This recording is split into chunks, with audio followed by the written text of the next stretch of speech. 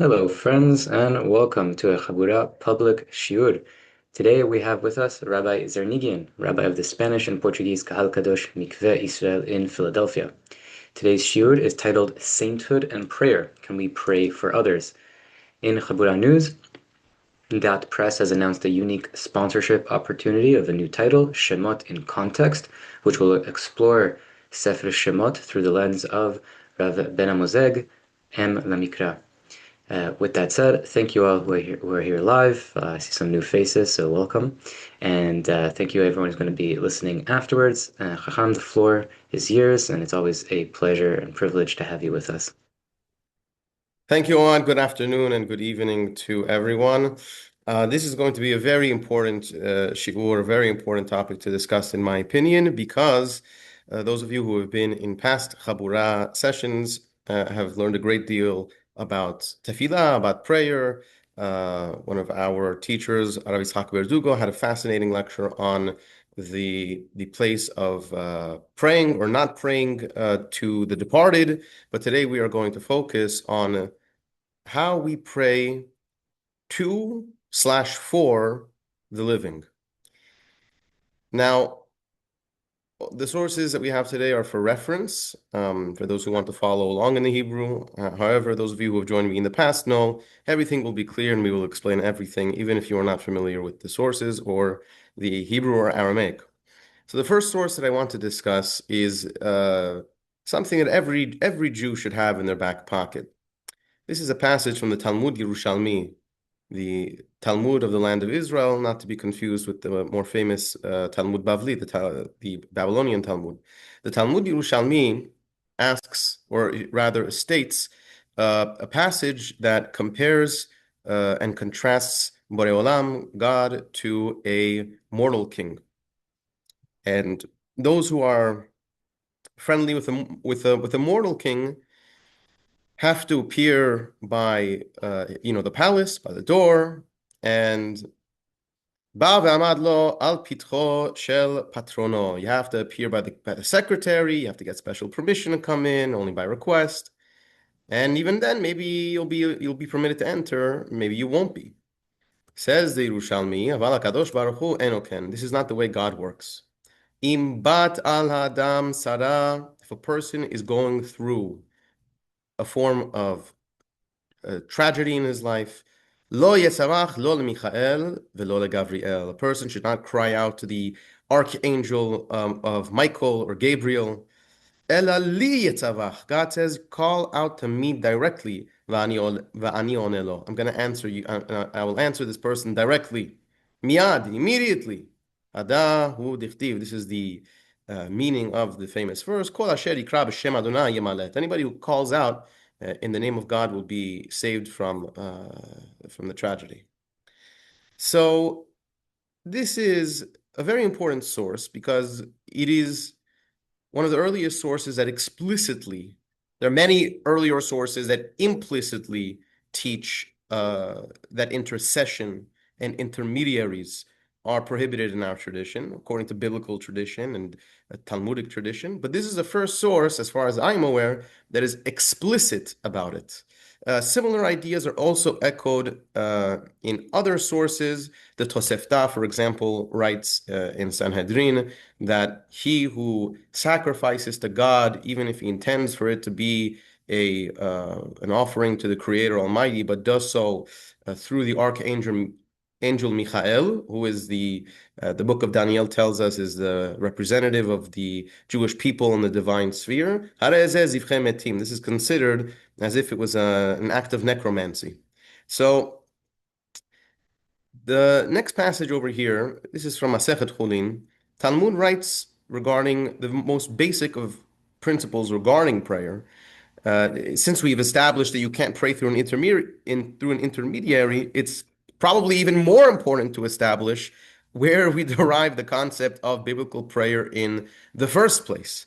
Many people miss this point, perhaps because it's only learned out through the Gemara. The Bible is not explicit about this either. But the Torah writes regarding the 6 days of creation culminating in the seventh day with Shabbat, that the earth was, the universe was Tohu vavohu vechoshech al pnei tehom, right? It was chaos, there was nothing. And finally, when we have vegetation brought into the universe, the Torah says, "V'ha'adam ayin la'avod et ha'adama." From here, the Talmud, that man was not, he didn't exist to work the earth. La'avod et ha'adama. The Talmud picks up on this phraseology, la'avod, by noting that there are actually two types of work, avodah. One type of work is, of course, uh, according to the plain meaning, actual physical labor. What good is it for God to bring vegetation and trees and crops and what have you, if it weren't for the fact that man has the ability and perhaps man is supposed to ideally work the earth in order to reap its benefits and to produce more. On an additional layer of interpretation, however, the Gemara says that the Deshaim, the herbs of the earth, did not actually come to full fruition ad sheba Adam Harishon vikesh alehem rachamim, until Adam Harishon came and blessed and prayed to God for the Yardu Geshamim, for rain to actually fall and to satiate the earth, ve'etzamechu, and thereby causing them to sprout. This is to teach you the most fundamental of principles that the Creator Almighty, this is a theme we're going to see throughout many of our sources. He is mitaveh litfilatan shel tzadikim. He yearns for the prayers of the righteous, and very often, as we're going to see, there are instances where people throughout the Mikra, throughout the Hebrew Bible, various figures in our history, are plagued with certain things, not because they are deserving of evil or iniquity, but because Hakadosh Baruch Hu mitaveh litfilatan shel tzadikim. It's the Creator who yearns to hear us pray. Now, keep this question in the back of your minds until we address it, because we will address it. What does God need human prayers for? He doesn't need our prayers. He doesn't need our sacrifices. He doesn't need our requests. And that's a very valid question. But we will address that shortly, but keep it in your back pocket until we get there. The Gemara in Barachot, source C, over here in the first section, has a very important lesson for us, an important instruction for every human being. If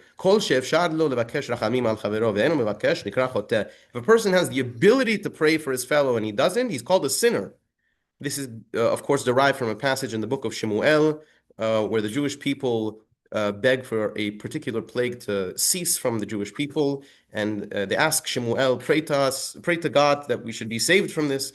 And Shemuel says, "Gam anochi chalila li mechatol Adonai mechadol leitpalel ba'atchem."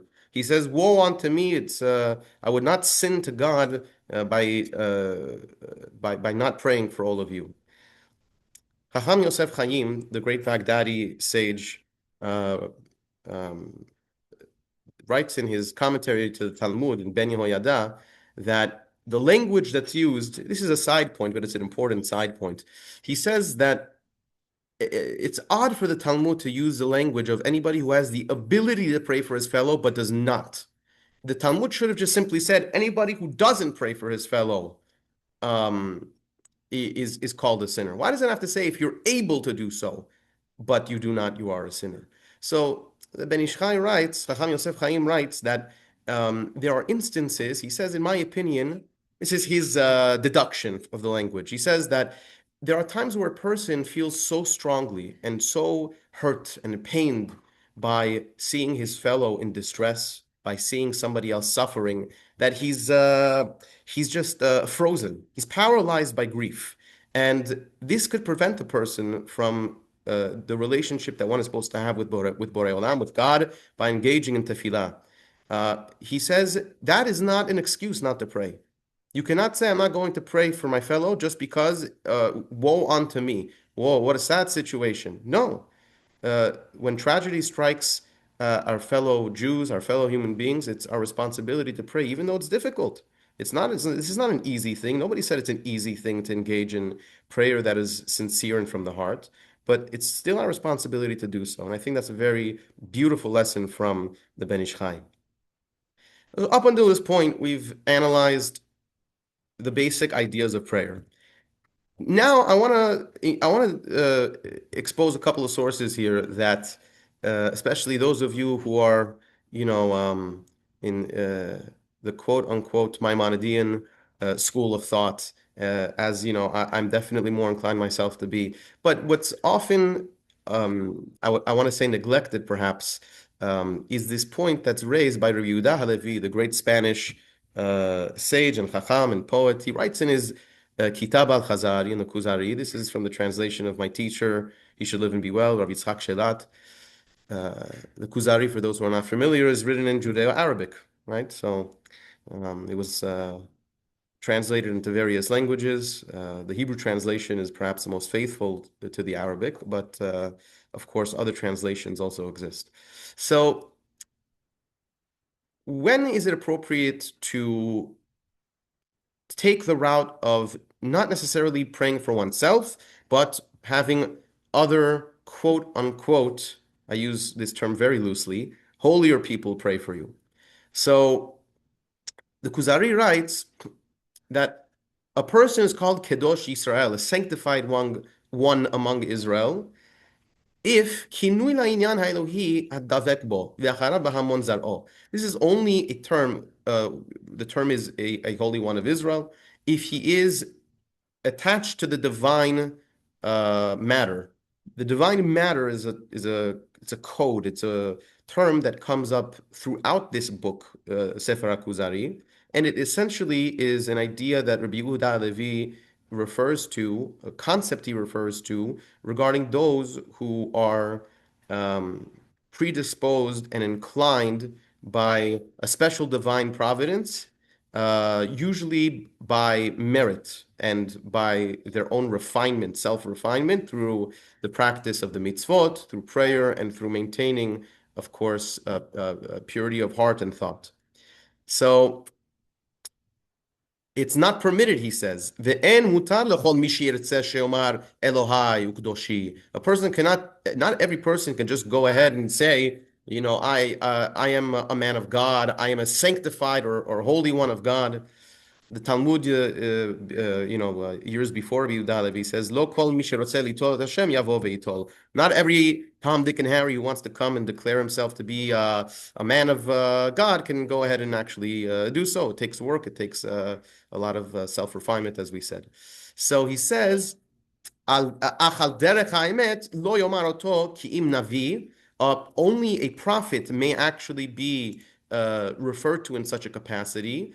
For example, the prophets are very often referred to as Ish Elohim, a man of God, or Chasid sheidbat bo ha'inyan ha'elohi, or a righteous person who has who clings onto this inyan ha'elohi, this divine matter.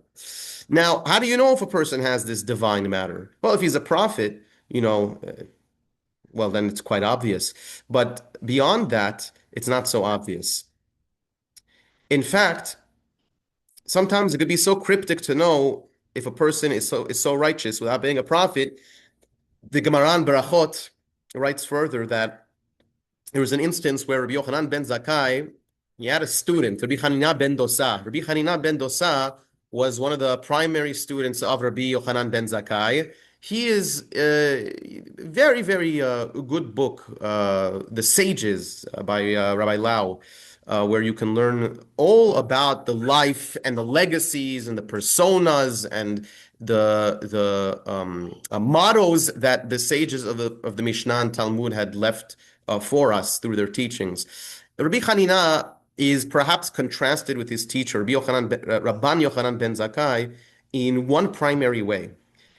Rabban Yochanan ben Zakkai, this is not Rabbi Lau speaking, this is me speaking, was arguably one of the greatest diplomats the Jewish people ever had. He was, of course, a great Torah sage. He was, of course, a tremendous Talmid Chacham, a Jew first class, the righteous of the righteous, no question. But he was also heavily involved with the Romans, particularly with regard to foreign diplomacy for the welfare of the Jewish people. This is to be contrasted with his student. His student was Rabbi Hanina ben Dosa, was known as a man of the people. He was engaged with the everyday folk. He would pray for them. There were famous incidents of miracles happening on his behalf, like the Talmud in Masechet Berachot records regarding the incident of a particular snake that, or some say a lizard, that had bitten him, and he had shown his students, look, this thing can bite me, it's venomous, and yet it is not the venom that kills, but rather the sin of a person that leads to the punishment of death. That story is very important, by the way. You'll see, hopefully, in a moment why. At any rate, Rabbi Yochanan ben Zakkai had an unfortunate incident happen where he tells, the Talmud says, Chala beno shel Rabbi Yochanan ben Zakkai. His son got terminally ill. He told his student, Chanina beni, Chanina, my son.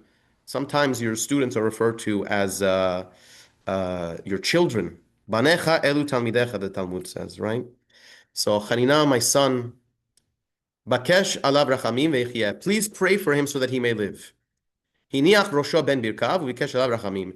Rabbi Chanina ben Dosa, this is a figure of speech. He put his head between his knees, engaging in sincere prayer, so to speak.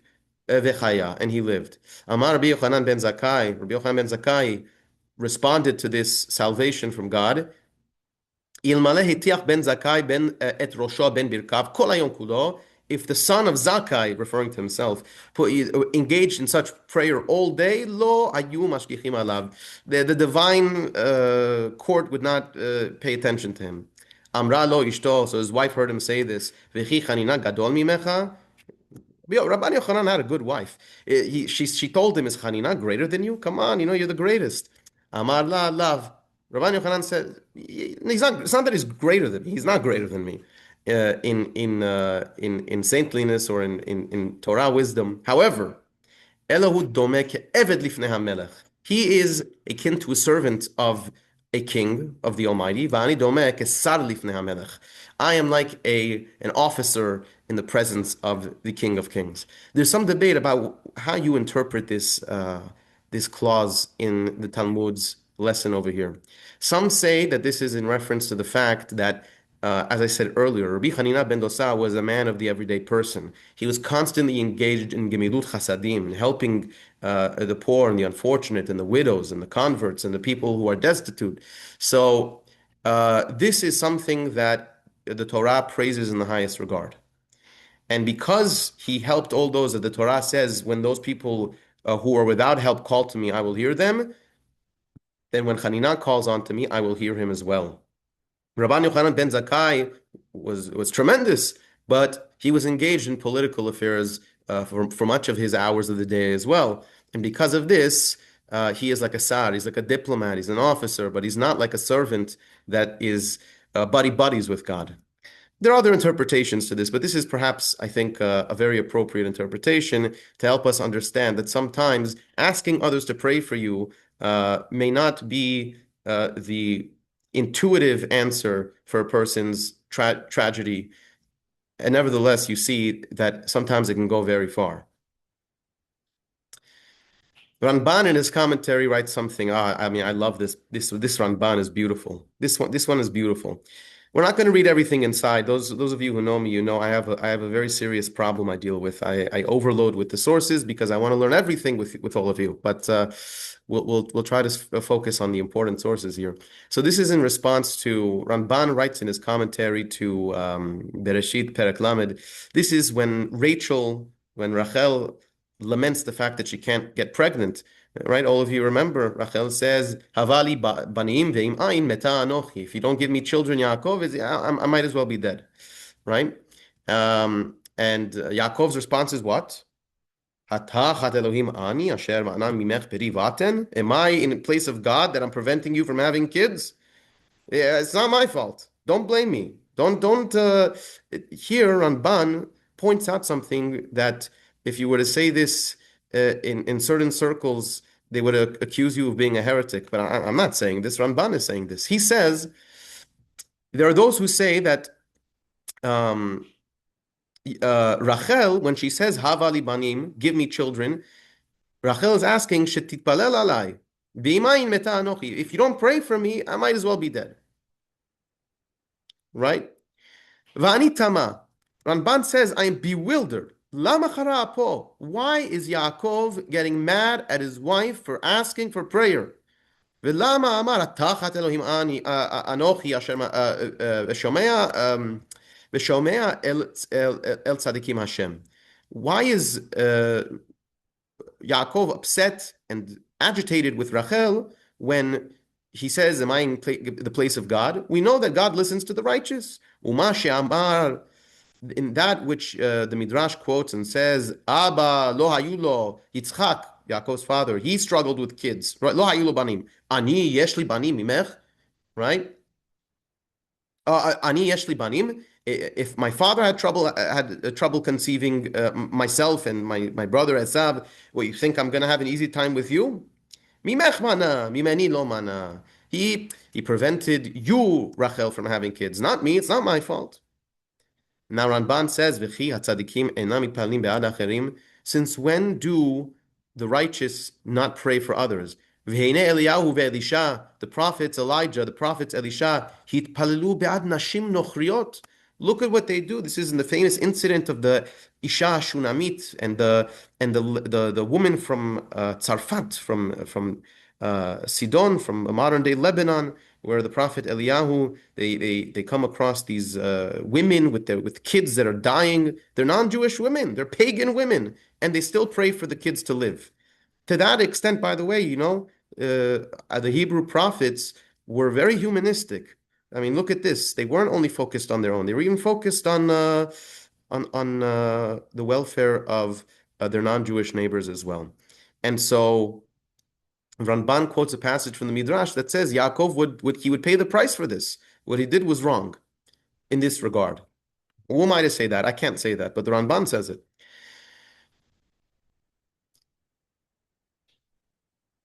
Ramban also quotes when Moshe Rabbeinu tells his father-in-law, right? We're going to read this in 2 weeks. He says that when the people come to me, lidrosh Elohim, to inquire of God, it's not only to deal with the judicial cases before them, but it's also litpalel al cholehem ulohodi'am ma she'ovat lahem. It's also to pray for their sick and to inform them where they went wrong, that God is making them sick. Very, very important.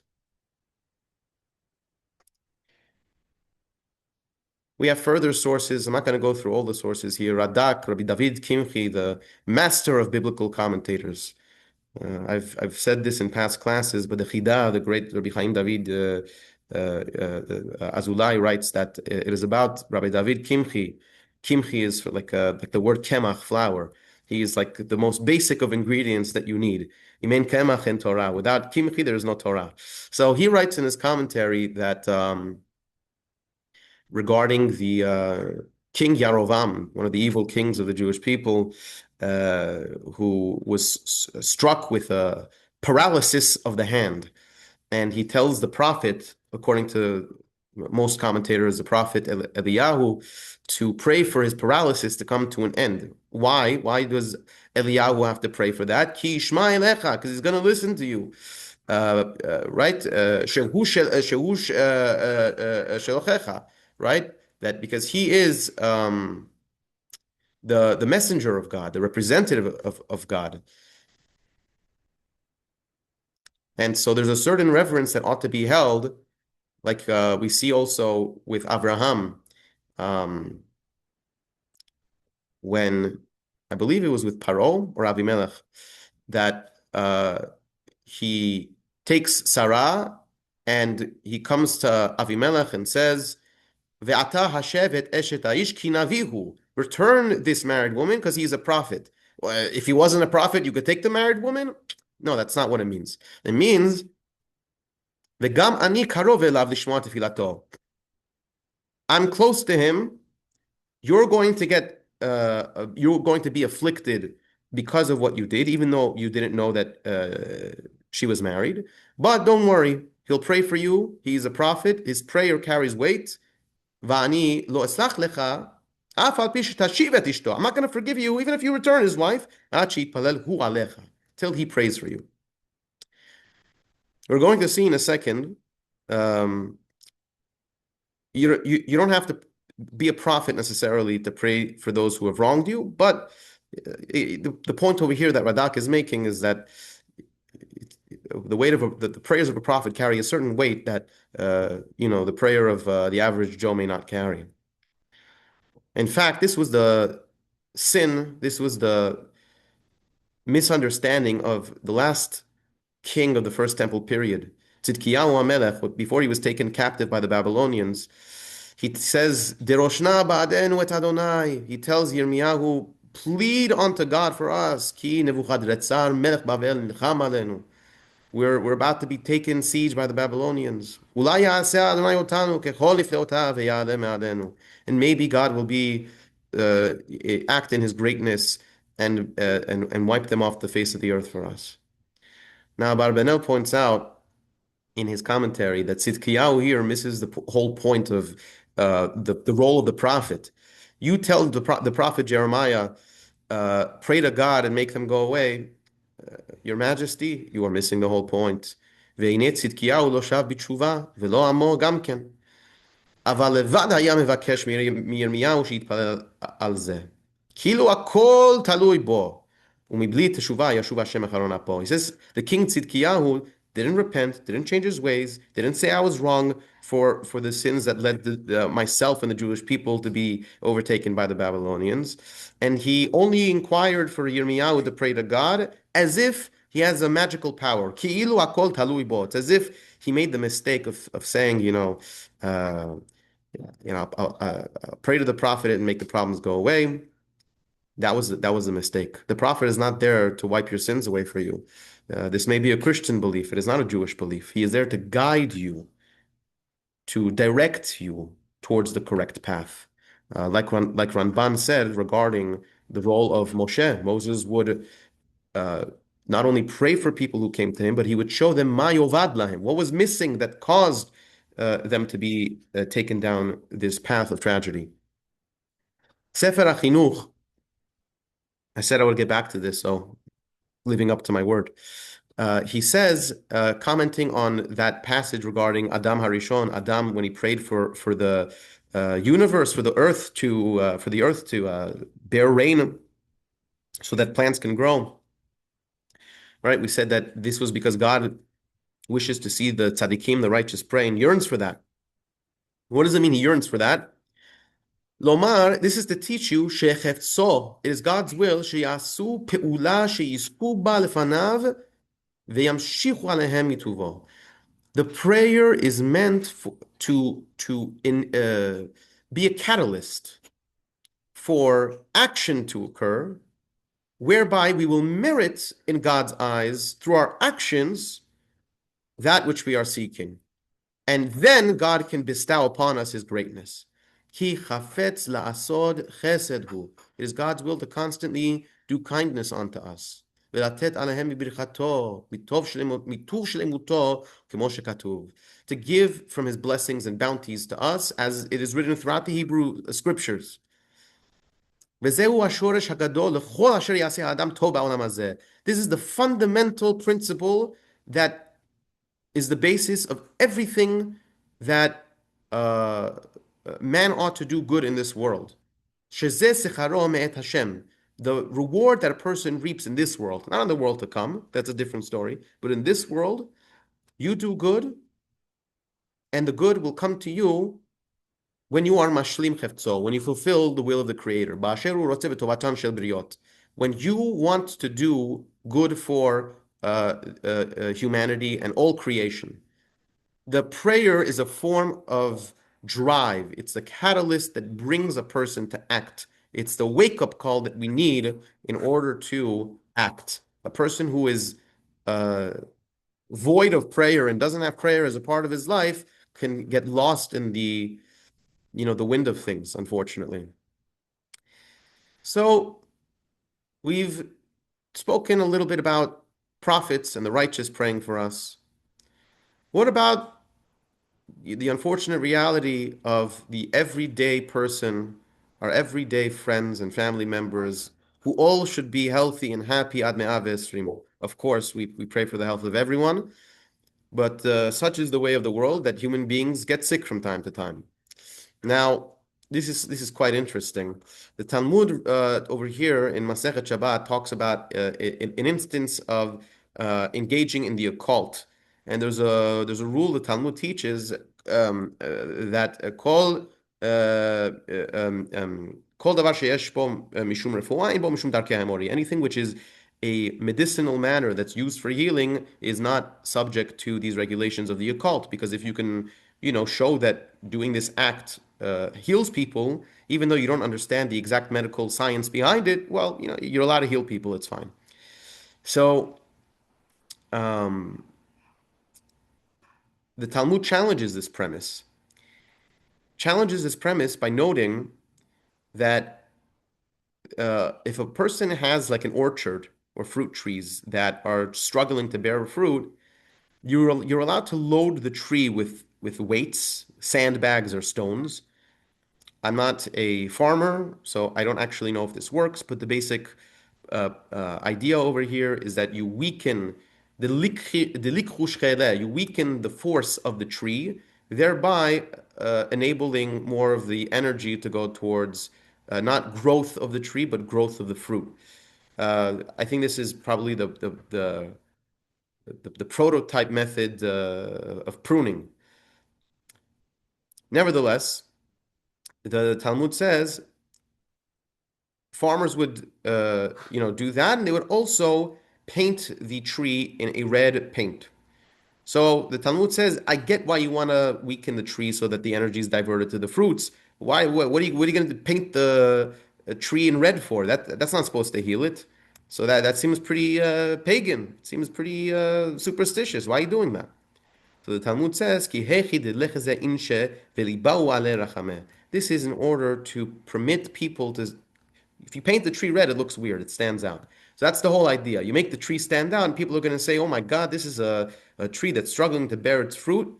We have to act like Adam Harishon did. We have to act like Adam did and pray for the well-being not just of human beings, but also of our crops. We also have to pray for our crops. So from here, you learn a pretty interesting lesson. A person who is struggling, particularly if he is sick, has to inform others of that. We are not mind readers. People are not mind readers. They're not going to just guess and assume that you are sick. He hasn't shown up to work for a few days. I don't know, maybe he's on vacation. Maybe he's taking a long PTO. How do I know he's sick? So of course, a good friend always inquires, but it's also incumbent upon a person to inform others, I'm not feeling well, please pray for me. Now, can't a sick person pray for himself? The answer is kind of. Yes, but there's a caveat to that, which we'll get to in a moment. The Talmud in Masechet Shabbat talks about a case regarding praying in Aramaic. It relates to this question comes up a lot during the summer months of Selichot, because during the Selichot, we have prayers that are in Aramaic, and there's always a question, can you say them, can you not say them, if there is a minyan, if there's not a minyan? Where does that idea come from? Who cares if God hears all prayers? What, God forgot to speak Aramaic? No, that's not the issue. The issue is, Amar Rabba Bar Chana. The following was stated in the name of Rabba Bar Chana. Ki have azlinan ba'atre Rabbi Elazar l'shaluye betivcha. When we would visit the region of Rabbi Elazar, and we would pay him a visit. He was not feeling well. Zimnin Amar. There were times where he would say, "Hamakom, hamakom yifkedach lishlam or l'shalom." May the omnipotent, may God basically remember you for peace. Vezimnin Amar, that sometimes, when visiting him in his ill state, he would say in Aramaic, Rachamana yitkerinach lishlam. May the merciful one remember you for peace. Same thing, but of course, one is in Hebrew, Hamakom yifkedecha l'shalom, versus Rachamana yitkerinach lishlam. So the Talmud says, why would he go back and forth? It doesn't make sense. And the Talmud basically says that there's this concept, there's this idea that prayers in Aramaic are not delivered by the angels. Now, that's a very big That's a problematic statement because we just said that the angels, that was our first source, remember? The angels have nothing to do with our prayers. So the Talmud resolves that by saying, well, it's different because the Shekhinah, the divine presence, rests by the bed of the sick, and so the prayers are heard directly by God. Well, how does that answer the question? I still have this problem because if a person is not sick and he misses synagogue one day, right? He's stuck at home and he's praying at home, so he's not sick. He's very well. He's feeling good. God is not going to hear his prayers if he prays in Aramaic. So Rabbeinu Hameiri, in his the great Talmudic commentator, he writes in his work Bera Bechira that this is not to be taken at face value. This statement of the Talmud, by the way, he elaborates on this point as well in his Chibur HaTeshuvah, his work of repentance, which is a phenomenal book that everybody should read. Unfortunately, I don't think it's been translated into English yet. But over here, he says that when the Talmud says that a person should not pray in the Aramaic language unless he is by the bedside of a sick person, the Talmud elsewhere also says unless he is in the presence of a minyan. This is because, very creative what he says. He says, שמתוך שאין הלשון שגור בפי הבריות, since most people are not fluent in Aramaic, אין הכוונה מצויה בדבריו. You're not going to be able to concentrate on the content and the meaning of the prayers for you to actually have an enhanced acceptance, so to speak, by God, because you have no kavanah. You're not able to focus on the prayer. To the point where his prayer would be accepted. Nevertheless, he says, it's permitted by the bedside of a sick person because when you're praying for the sick, you're not focusing on the intricacies of Aramaic grammar. Your heart is invested in the person that you are visiting. Right, the Talmud in Masechet Nedarim, for example, says when you visit the sick, it's as if you take away a 60th of his sickness, right? Because there's a certain psychological attachment that develops when a person is visiting the sick. His pain is my pain. I'm there with him, and so the concentration is more apparent in that sense. The Talmud says something very similar in Masechet Baba Batra, that a person is sick, you should go to the rabbi, go to the Chacham, and he'll pray for you. Well, I can't pray for myself. Why do I have to go to the rabbi to pray for me? So the Meiri also, he says that it's the same concept, same idea. It's not that every rabbi on the street is somehow going to have special powers. It has nothing to do with that. He says, Yelech etzel chacham, go to the rabbi, ve'yilmod himenu darkei tefilot, so that you could learn from him how to pray properly. The rabbis, if you don't know how to pray yourself, they'll teach you. But obviously, it is incumbent upon an individual and the sages to pray for the welfare of those who are ill. This idea is also so. Rabbi Ovadia Bar Tanura, who was a great Italian Chacham, great Italian sage, he gets to a very, very important point I want to address over here, and that is the point regarding he's commenting on a passage in his commentary to Rashi's commentary. This is what we call in English a super commentary. It's a commentary on a commentary. So he writes regarding, everybody remembers the incident when Abraham sends Ishmael away, and poor Ishmael, he's in the desert, he's dehydrated, and he's calling out to God to be saved. He's only got that little flask of water, and he's about to die over here. So God says, and he tells Hagar, Ki shama Elohim et kol hana'ar. I will save Ishmael. I'll find you a well. He'll drink because I heard the cries of the lad Ba'asher Husham in his state where he is. Bartenura comments and he says, "Mikan she'afet tefilat hachole al atzmo yoter mitzvat acherim alav." From here, you see a clear proof from the Torah that the prayers of a sick person are more beneficial for his recovery than others praying for him. Now he says kasher, but this is This is a difficult comment Rashi makes.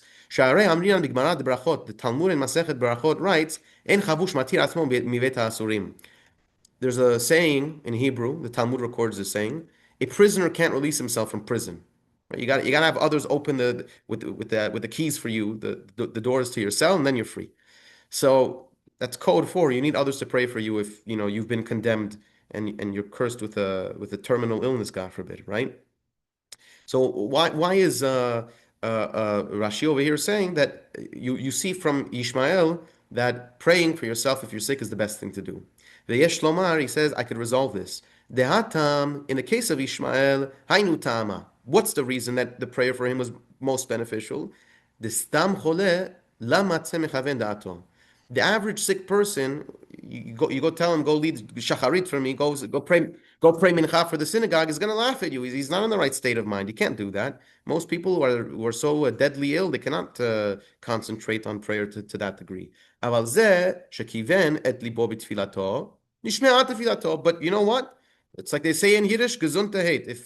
If you're able to have the concentration and the heart and the intent that comes with proper prayer, even if you're sick, then your prayers are heard, yoter mitfilat acharim alav, even more so than others praying for him. V'chen chol chole. This isn't just for Ishmael; it's true for any sick person. Im kivenet libo b'tfilato, tehet tfilato mekubelet lifnei hamakom. His prayers will be heard by God if he prays for himself more than anybody. It's your responsibility. At the end of the day, this is your life, and you have to do everything in your power to maintain your life through proper health, through proper nutrition, through proper sleep, and of course also through proper prayer.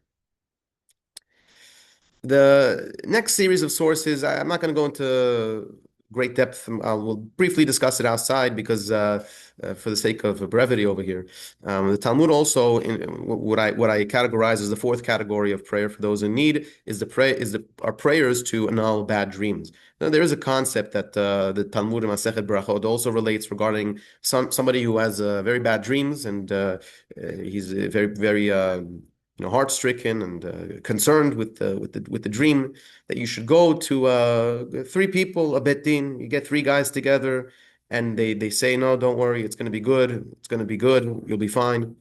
So it's about this passage that the Zohar comments and clarifies. It's not necessarily that the colleagues you bring to make this are making a statement. Making a statement may be nice, but really, you should go kame bene nasha in front of these people, because they're going to pray for you. Begin the aslik reuta de lo negabe, so that his friends should remove this evil that has landed in his lap, and it should be for the good. So it's not just a prayer that it's not just a statement of goodness they're declaring, but rather you see from here that a person actually, or rather not a person, but a community, a bedin of three at a minimum, should help those even if they're having something like a bad dream. Perhaps you can say psychological problems. I don't know. We see further sources over here. This is in the case of the mitonenim, in the case of those who are complaining against Moshe and Aharon in the wilderness. God, in response to their complaining and casting aspersions against the greatest leaders of the Jewish people, sends a fire, vativar bam esh Adonai, right? This fire plagued the Jewish people. Many people were dying, and vayavo ha'am el Moshe vayomeru chatanu. The Jewish people came to Moshe and they say, we sinned, right?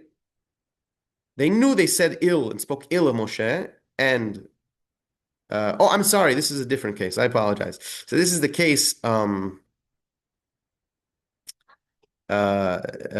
This is the case of the snakes, the serpents that plagued the same incident though, right? It was because they spoke ill of Moshe Rabbeinu, and Moshe sent the nechashim. God sent the nechashim seraphim, the serpents that induced fatal fever, and Moshe Rabbeinu immediately forgave them for this.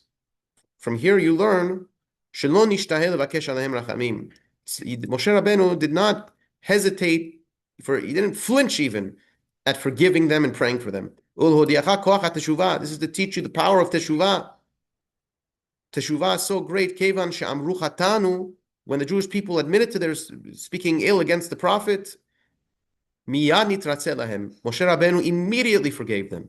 She'en hamochel ne'esa achzari. We learn from here that you cannot be um, uh, cruel and unforgiving. If a person is truly sincere in his repentance, you must forgive him. It's your duty to forgive him and to pray for him.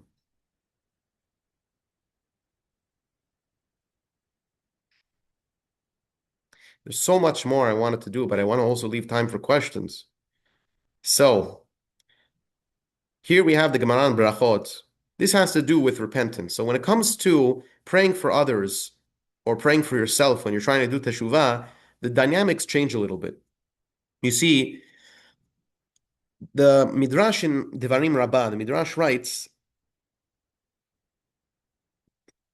this is in response to Moshe asking God, listen, I'm going to die one day. What's going to happen? Ribono shel olam, Master of the universe, when you see your children are in pain, there's nobody to pray for them. No one's there who's going to have their back and lead them. I pray for God, I'm praying to you. Miyad ana otan. Please, please answer them. Amar lo Kadosh Baruch Hu, God tells Moshe, chayecha, I swear to you, bechol sha'a sheyikreu oti. Any time when they pray to me, ani ayane otam. I'll always be there for my people. This is based on a pasuk that we read in Parashat Va'etchanan, K'Adonai Eloheinu bechol korenu elav, right? Who is like our God, that in any time of our calling to Him, He's there for us. You see from here, the context over here is teshuvah. When a person is seeking to come closer to God, not necessarily because he's sick or being punished or something like that, but because he is in an able state, but he knows that he's not in a good place as far as his relationship with God and his observance of the mitzvot. And so from here, there's never a time, it's not just Rosh Hashanah and Kippur. It's 24/7, 7 days a week. That door is always open to you to do teshuvah. But sometimes it's not doable. Like the Gemara in Brachot writes, when the Jewish people committed the transgression of the golden calf, God tells Moshe, Lech red, go down. Talmud says, Amar Rabbi Elazar stated, Amar lo Kadosh Baruch Hu, the Moshe, God tells Moses, Moshe, red migdulatecha. It doesn't mean physically, only physically go down. An additional layer of interpretation is, you got to get off your high horse.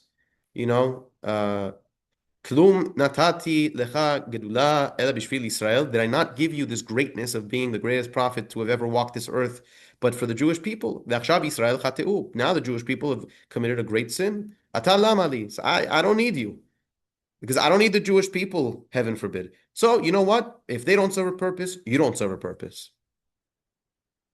Right? It's like once you get rid of the committee, the chair of the committee is also worthless, right? Miyat tashash kocho shel Moshe. Moshe immediately he was paralyzed. Remember we said you can't paralyze just because you're going through a tough time. Velo haya lo koach ledaber. He didn't have the ability to even respond to God. V'chevan she'amar.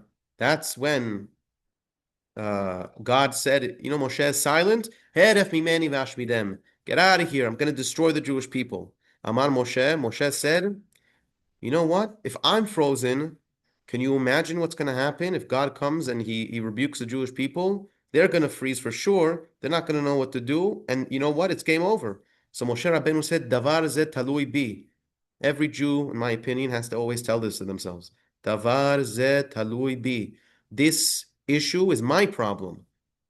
It's my problem. Miyad amar v'nitchazek b'tfilah. It's at that point he got up, v'nitchazek. He strengthened himself through prayer. Uvikesh rachamim. And he prayed for the Jewish people. That's what we read every fast day.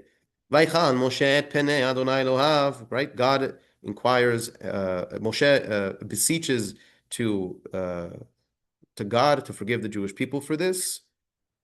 And we read, of course, the famous words in that passage from Parashat Kitisa, that God forgives the Jewish people. God had retracted that which he spoke to destroy his people. In the last couple of sources here, we have what I categorize as the last category of praying for ourselves and for others. This is the category of national prayer. There are instances, for example, the Pirkei Avot has a famous statement where it says that a person should always pray Shlom HaMalchut. You should always pray for the welfare of the monarchy, right? Nowadays, of the republic, right? Because if not, everybody would eat each other alive. There would be anarchy and chaos.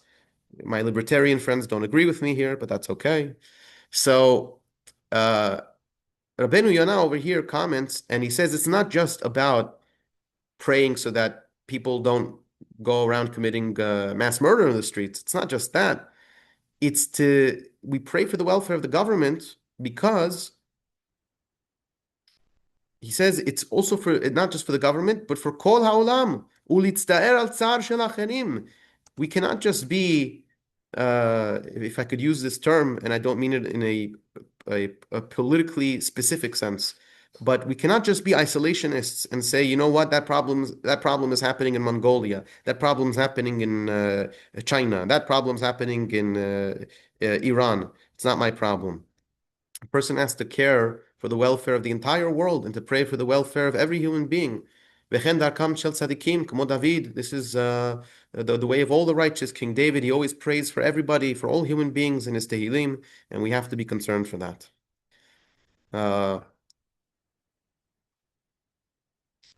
Similarly, the Gemara in Makot writes that the cities of refuge, the Torah talks about cities of refuge that existed,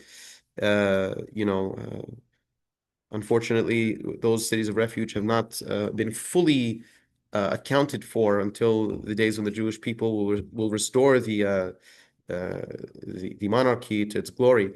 But the Talmud says that when they did exist, the people of the cities of refuge would pray for the Kohen Gadol to die. What a horrible thing. Who prays for the Kohen Gadol? He prays for us on Yom Kippur. We don't want him dead. Well, the Torah says, when do the people in the cities of refuge, when are they set free? They are set free. Well, by the way, why are they there? They are there because they committed manslaughter. The Torah says the next of kin have the right to seek vengeance for their killed brethren through manslaughter by killing the manslaughterer, unless the manslaughterer goes to the city of refuge. So, when are they free? They're free from being sentenced to the city of refuge when the Kohen Gadol dies. That's what the Torah says. Ad mot haKohen Gadol asher mashach oto b'shemen hakodesh. So, Jewish moms are very good and savvy and wise women. And they learned if you provide clothing and food to these people, they're less inclined to pray for your son, the high priest, to die. So, Talmud says, why would the mothers be afraid for the people praying for their sons to die? Don't we know the famous verse in Proverbs in Mishle? It says, "Katzipor lanud, kaderor laof, ken kilat chinam lo tavo." Just like a bird moves and a bird flaps its wings, so too a baseless curse will not come true. So the Talmud says, in the name of Rabbah, because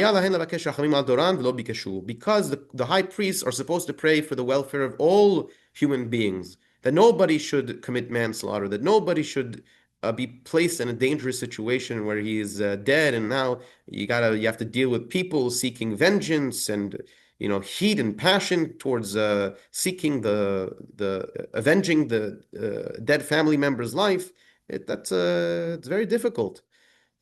They should have prayed for their society not to have gone through such a horrible thing, and yet it happened. So the prayers of these people, even if it's for a terrible thing like the Kohen Gadol dying, is not baseless. The last category, I can only go through one source, and I apologize for that. is about prayer for family life, prayer for good spouses, prayer for children. The Talmud, in a number of passages, writes that it's incumbent upon an individual, you, not others. You have to pray for your zivug, for your match, but you're not supposed to pray in a manner that would prevent somebody else. You cannot say, I belong, God, I belong with that woman, not so and so, get rid of so and so, please. If you do that, the Talmud says there was an incident where somebody ended up praying that way. That's what the Gemara in Mod Katan says. He got with the girl, they got married, and he ended up saying, God, kill me first or kill her first. I can't stand this marriage. And terrible, it's a horrible thing, you know. The Yerushalmi has a different version of this. The Talmud Yerushalmi says if even if you get matched with a woman in such a case, afilu chen la kaime, it's not going to last. You have to pray for God to match you with the one that is right for you, not with the specific person that you're fixated on, but with the one who is right for you. I'll end off with this because it's a nice story. People have heard this story, but I'm going to just share that it's from Midrash Shirashim Rabbah. It's a very famous story of a particular person. Maaseh be'isha achad betzidon. By the way, from here you see this woman may or may not have even been Jewish. We don't know. But they went to Rabbi Shimon ben Yochai, the great sage Rabbi Shimon, and they said, look, it's been a long time, Eser Shanim, 10 years, we haven't had kids. I want a divorce. I love my wife, but look, we need kids. Amar Lehon, he told them, Chayechon, I swear to you, just like you had a wedding, b'machal uv'mishteh, you had a Sheva Bracho at a party, I want you to also have a divorce party. You're going to have a divorce party before you part your ways. So, they told the great Rabbi Shimon, that's a little weird, but okay, we'll listen to you. So they went and they made a party. They got drunk. Veshikratu yoter midai. They got super drunk, plastered. Once they were sobered up, he told his wife, I want you to take all of your stuff, right? Kol chevetz tov sheyesh li babayit. Take everything good that we have at home. Utli oto ulchi levet avich. Take it, go back to your dad's home. It's goodbye time. Me'astahi, what did she do? Smart woman. La'achar sheyashan, after he went to sleep for the night, ramza la'avadea u'leshivchoteha ve'amra lahem. She told her servants in the home. By the way, you see that sometimes you can have all the money in the world, but it's not going to solve marital problems unless you work it out in the following way. Sa'uhu bamita, take him to bed. Ukhuoto ve'olichu levet abba, take him to my to my dad's house in the bed. He got up at midnight. He's sober. He said, "My daughter." It's a euphemism. It's a term of endearment. My wife. Right? Where am I? Where'd you take me? I took you to my dad, to your father-in-law's home, my dad's home. I told her, why'd you take me to your dad's place? I told you, you go there, not me. That's not true. Didn't you tell me last night? Anything most dear in this house that I want, take it to dad's house. You're the most dear thing in my life. So I listened to you. I took you to dad's home. At that moment, they realized they have to go back to Rabbi Shimon ben Yochai. Ve'amad got up. He prayed for them. Benifkedu. They were remembered by God, and they had a child.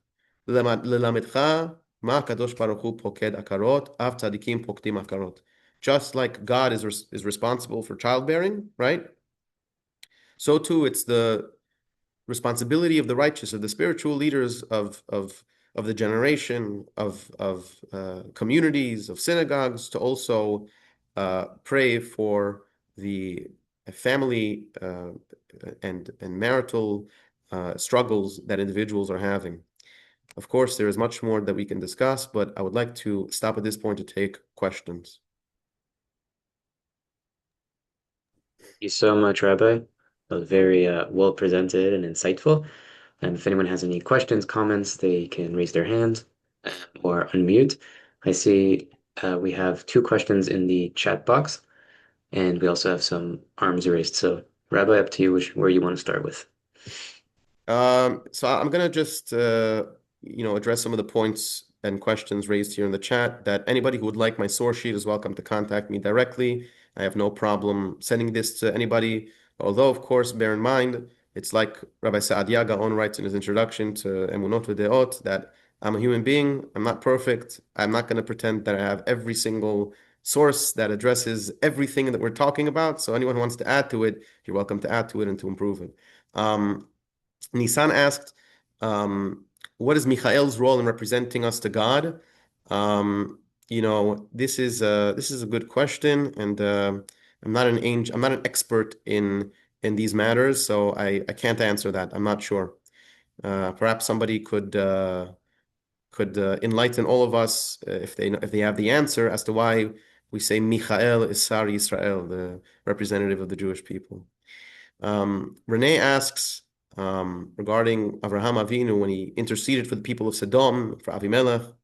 And in today's world, does a Jew have a duty to pray for the well-being of non-Jews and other nations? And the answer is absolutely. It's absolutely abundantly clear, particularly from the incident that we read, the comment we read from Rabbeinu Yonah, that a person always has to pray for the welfare of Kol HaOlam, the entire world, to be in a state of political stability and to prosper. We want every nation to do well.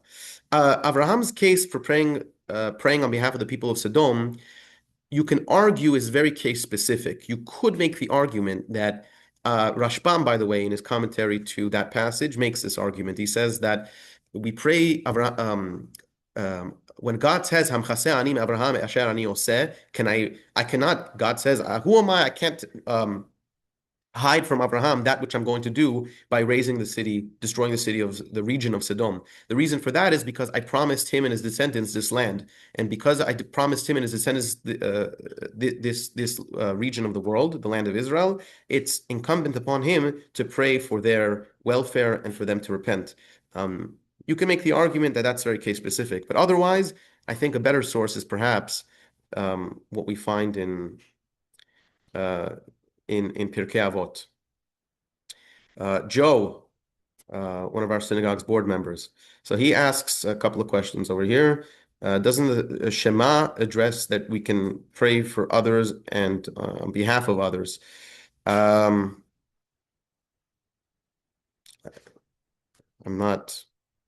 not entirely sure to what verse or verses you're referring to in the Shema. Joe, do you want to clarify?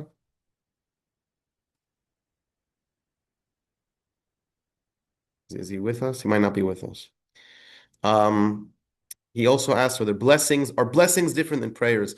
So yeah, blessings are slightly different. When you bless somebody, a blessing is sometimes it could be a statement, like when we give blessings for foods that we eat, and after we eat or upon doing mitzvot, we make a beracha. So these are declarations of intent. But sometimes a blessing, a beracha, also could be a prayer that's preemptive. I didn't go through the source inside, but Rashi, in his commentary to Masechet Yoma, quoted a passage where on Shemini Atzeret, there is beracha. The Talmud says on Shemini Atzeret is different than Sukkot in a few regards. One of those regards is beracha b'fnei atzma. It requires its own blessing. So there's some debate as to what that means. Some say that it means that on Shemini Chag Atzeret we say Shechianu, even though you already said the blessing of Shechianu on the first day of Sukkot. Rashi says no. It actually refers to Birkat HaMelech. The Jewish people used to have a special blessing they would give the king, long live the king, because it's not clear why. My personal opinion is because this culminated the harvest period. It's the end of the harvest period, and so now this is all we got for the economy. This is the economic reap of the year, and we always have to bless the king and the country that we reside in to be economically prosperous. And then, regarding praying to saints, I think, that topic was addressed pretty thoroughly. But if there is a specific point you want to discuss regarding that point, Joe, I can discuss it with you offline. Are there any other questions? Anybody else have any other questions? We have a question from Shemuel. Yeah, Rabbi. In addition to Shafrit, Mincha, and Arvit, outside those times and framework, do you know of any sources that teach on the appropriateness of spontaneous tefillah throughout the day if you have personal requests or come across someone in trouble or something like that? Of course, of course. I get very upset at people when, they say, my Sephardic Judaism doesn't resonate with me. I'm learning Hasidus because I need a personal touch and connection with God. You know, the Hasidim, they copied us. It was none other than Rabbeinu Avraham ben Harambam.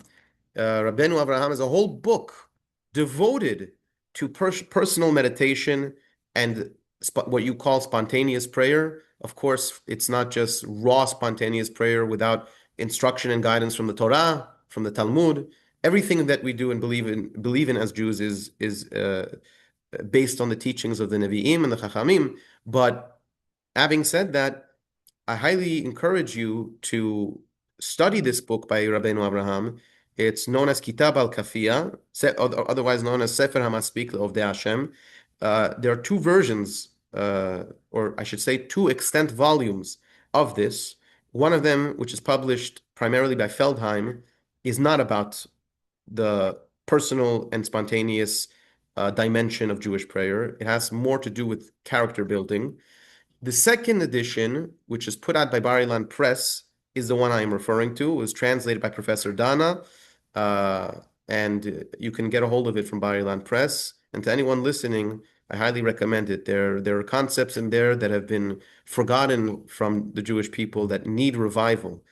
Ideas like prostration, perisat yadayim. These are all ideas that are discussed at length over there. Thank you. Of course. Avi. Thank you, Rabbi, for the presentation and also appreciated just the breadth of sources. And one question is more just a clarification, in particular on the idea of going to that's the idea of going to the tzaddik and asking to intercede. There were a few sources, and you kind of went quickly through them. I just want to like summarize, if you ask you to summarize sort of what's your conclusion from the different sources? Because I know the one source that I kind of stayed with me was you can ask him and then he can teach you to how to pray. Yeah. Is that what your opinion is on the matter? Or I know that's an So, opinion. What would you say regarding, because that's a very common Jewish behavior of, when someone's ill, go to the tzaddik and he should yeah, pray. So I want to, if you could like elaborate that I'm part going a to little boil bit. it down into three very basic categories. Very, very basic. Or conclusions. Conclusion A, what the Meiri writes. It is appropriate to go to a Chacham to ask, not for him necessarily to be your intermediary. That's forbidden. You're not allowed to do that. What you are allowed to do is ask him to uh, pray to God on your behalf if you also pray, or if you are incapable of praying for whatever reason, and or to teach you the correct path in prayer. Now, this is the exception to this rule is whenever you're dealing with issues that are ben adam lechavero. If you wronged a fellow human being, particularly in a matter which brings them physical harm, that's one of the sources that didn't go through inside, but the Tosefta in Baba Kama writes that a person who's chovel b'chavero, you brought financial or physical harm to the person, that perhaps psychological harm. So it's not enough that they forgive you. They also have to pray for you. They have to pray for you to change your ways, and they have to pray for you to be a better person. It's part of the tashlumin process, actually. It's part of the process of, you could call it, restoration and tort law, right? So that's the exception to the rule where somebody else has to pray for you. But that person does not necessarily need to be a Navi like Abraham was. It's true for anybody, right? So if I steal something from you, Avi, and I give it back to you, it's not enough that I give it back to you and you forgive me. You also have to pray for me that I don't continue in my ways of theft. And then we have the category of tefillah when it comes to family dynamics and pregnancy, where we see, look, Rabbi Shimon, we see from that Midrash, and there are other sources to prove this that I didn't go through, that state that it's not enough that a person prays himself or that a person has others praying for him, but there's something special and unique to a Chacham praying for you. When for you or with you when you are seeking fertility, health. When it comes to the sick, I firmly stand, and again, this is a personal position that I take, but I firmly believe the Bartenura is correct. The Bartenura, of course, wrote that there is the Talmud says this also, right? That anybody who's able to pray for another and doesn't, he's a sinner. But when is that true? That's true when the person is also able to pray for himself, or if he's incapable. He's so sick and he doesn't have the concentration. But if a person is capable and able, and he has the ability and the means, you cannot say, I'm not going to pray, only someone else can pray for me. That's wrong. And that goes back to the point that the Talmud Yerushalmi made. A person cannot go to the angels and say, you are an angel, I invoke your name, and you bring my request to God. Doesn't work that way. That was the mistake that Tzidkiyahu made. Tzidkiyahu made that very mistake. If I can ask one follow-up, Please. another common practice, which is pretty mainstream, and I'm sure everyone has kind of seen it, either been added to these sort of Tehillim groups when someone is sick, right? So even if we're to, we say, yes, there is obviously value in praying for others, if anything, a duty to do so. But this idea of sort of en masse, Yeah. and sort of the quantity aspect of it, which is so common, and maybe people even feel sort of fatigue because we're kind of carrying everyone's sicknesses, and there's an element of like you can't even leave. What would you say about that? I know this maybe Rabbi Dweck once spoke about it, but I actually want to hear your opinion based off of the sources that we've seen. So that's a very good question because it comes up quite often. And like you said, especially in the world of WhatsApp, everybody is invited to another Tehillim reading or group Tehillim reading for the various unfortunate sick people in our community. And that in itself, praying for the sick in our community, in our communities, I should say, is certainly not a problem. It's encouraged, as we read in the many sources that we read today. That's not the issue. However, I will say something very important, which Harambam records. Harambam writes that when it comes to the reading of Mikra, and I think he brings this down in the laws of Hilchot Avodah Zarah ve'Avodat Kohavim, in the laws of foreign worship. He says a person cannot take the Hebrew scriptures. You cannot just read verses from the Torah or from. He actually refers to Tehillim by name. So you see that Tehillim readings were common even in the days of Harambam. He says, "Aval habari shekara pesukin umizmor mitilim." Right, a person who is able to do so in reading the words of the Tehillim, you should not do so because the words, in your opinion, in your belief, have some sort of magical power to save you. A person who does that, God forbid, falls into the category of halochesh alamaka, a person who uses biblical incantations over a wound, over a sickness, is, God forbid, he has no share in the world to come. That's a very bad thing. Instead, he says, if a person wants that the merit, shetagen alav zechut kiryatan ve'inatel mitzarot uminezakim, a person should read the Tehillim with a sincere heart, and the merit of the prayers and the study of the Tehillim, not that you just read it, but that you understand what you are saying. If you want for that merit to weigh the scale, so to speak, to save a person from tragedy and from harm, harei ze mutar. Rambam writes that's permitted. So that has to be the intent. And by the way, Rambam brings Tehillim as an example. It happens to be that out of all the books in the Hebrew Bible, Tehillim is predisposed significantly towards prayer. So, but if Kohelet works for you, read Kohelet, right? If Mishlei brings you to become a better person and to do teshuvah, do that.